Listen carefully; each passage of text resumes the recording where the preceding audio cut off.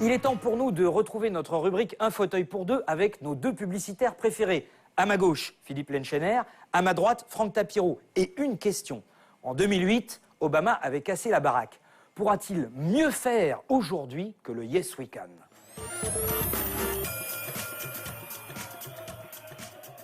Sachez que pour Barack Obama, tout peut encore être possible. 4 ans avant, personne ne le connaissait. On savait à peine d'où il venait. En plus, c'est la première fois vraiment qu'un candidat métis se présentait à l'élection présidentielle américaine. Donc quelqu'un qui a été capable de faire ça en 4 ans, sachant que quand même son mandat s'est plutôt pas mal passé, même si on attend encore que la sécurité sociale, que toutes les grandes mesures qu'il a promises soient une réalité aux États-Unis, je pense que c'est beaucoup plus facile pour lui aujourd'hui que ça ne l'était il y a 4 ans. Barack Obama ne fera pas la même campagne, parce que c'est pas le débat de faire la même campagne. Vous faites une campagne différente. Pourquoi? Parce que vous êtes sortant. Et donc, quand vous êtes sortant aux États-Unis après 4 ans d'une présidence, vous avez 2 choses. Qu'avez-vous réussi? Qu'avez-vous à vous reprocher? Qu'avez-vous réussi? Une formidable réforme de la santé. Qu'avez-vous à vous reprocher? Une certaine incompétence en matière économique, et il a prouvé qu'il avait vraiment beaucoup de mal avec les milieux d'affaires. Sur sa prochaine campagne, il va revenir avec à nouveau cette deuxième étape du Yes We Can. Et donc tout va se passer de la manière normalement la plus harmonieuse possible. Mais en France, on a la même chose. C'est les 500 signatures. Voilà.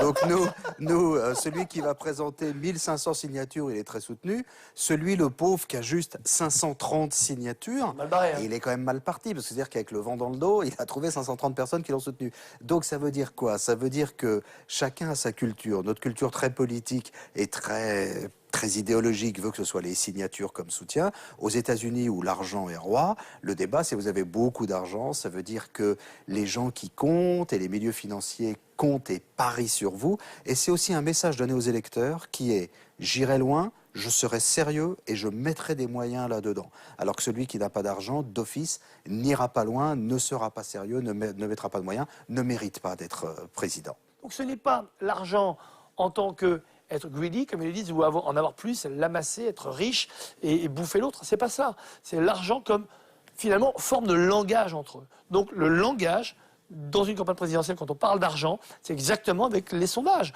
Quand on voit que vous faites 30%, l'autre fait 22% ou 27%, vous avez 100 millions, l'autre fait 80, ça veut dire qu'au final, quelqu'un à qui on donne 100 millions, on fait plus confiance à cette personne-là qu'à quelqu'un à qui on en donne 80. Ça peut être basique. Pour nous, Européens, Français, qui avons ce problème avec l'argent, pour un Américain, ça a du sens. Ça a de la valeur. C'est une preuve de compétence, l'argent, voilà. Là-bas.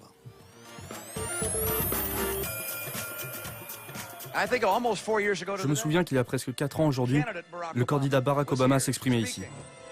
Et il disait qu'il allait mener de grandes actions pour l'Amérique.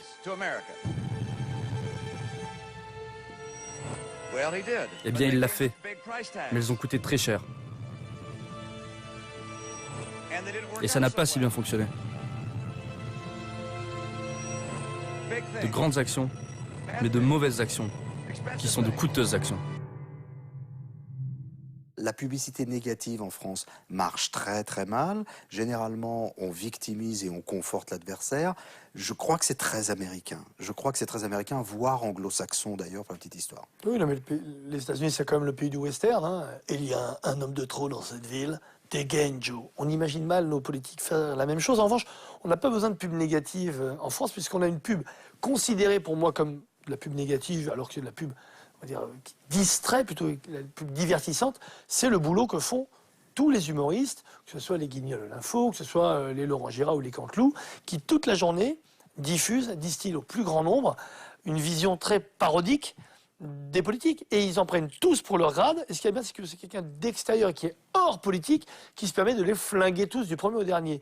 Pour moi, ça fait exactement le même boulot. Pourquoi? Parce que la réaction des politiques face à cet humour donne le niveau d'humanité, d'affect qu'on peut poser sur tel ou sur l'autre. Par exemple, vous savez qu'un homme politique aujourd'hui qui n'a pas d'humour et qui prend mal de se faire railler dans ces grandes émissions a vraiment peu de chances de passer ou le premier tour ou le deuxième en tout cas. Il faut avoir de l'humour aujourd'hui pour réussir en politique. Vaut mieux avec tous les coups qu'on se prend.